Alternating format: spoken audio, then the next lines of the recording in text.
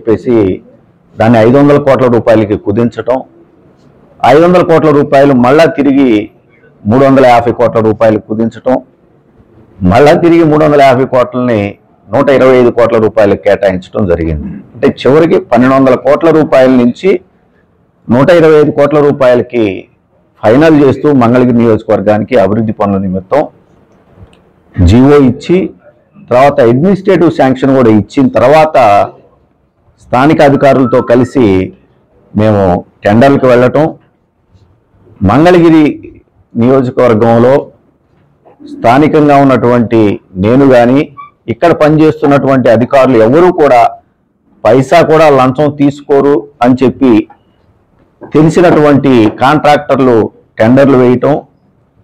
ఖచ్చితంగా చెప్పగలుగుతాను, 40-50 సంవత్సరాలుగా మంగళగిరిలో లేనటువంటి అభివృద్ధిని కేవలం సుమారు సంవత్సర కాలం లోపల మేము ఆ టెండర్ల ద్వారా పూర్తి చేయించడం జరిగింది. అయితే నిధులు విడుదల అనేది మాత్రం ఒకవైపున ఇటు కాంట్రాక్టర్ల ఒత్తిళ్లు, తిరిగి మళ్ళా నేను సీఎంఓకి వెళ్ళి ముఖ్యమంత్రి గారితో మాట్లాడుకున్నా, ఆయన ధనంజయ రెడ్డి గారికి చెప్పినా కూడా నిధులు విడుదల కాకపోవటం చాలా ఇబ్బందులకు గురి చేసింది. 1200 కోట్ల రూపాయలని 125 కోట్ల రూపాయలకు కుదించి దాంట్లో రూపాయి కూడా ఈనాటికి కూడా విడుదల చేయనటువంటి పరిస్థితులు. మీ అందరికీ తెలుసు మంగళగిరిలో ఎన్ని పనులు చేశాం ఇప్పటికే, కానీ రూపాయి కూడా నిధులు రాని పరిస్థితుల్లో కాంట్రాక్టర్లు ఎన్ని ఇబ్బందులు పడతా ఉన్నారు, వాళ్ళ ఒత్తిడి ఎంత ఉంది.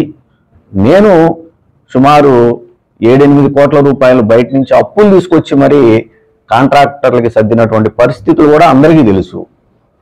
అదేవిధంగా ఇవన్నీ కూడా ఎంటీఎంసీలో చేయగలిగాం. మరి దుగ్గిరాల మండలానికి వచ్చేసరికి 50 కోట్ల రూపాయల నిధులు కేటాయించమని చెప్పి అడిగాం. 50 కోట్లని చివరికి 20 కోట్లన్నా కేటాయించమని చెప్పి అడిగినా కూడా ఆ నిధులు కూడా కేటాయించినటువంటి పరిస్థితులు వచ్చాయి.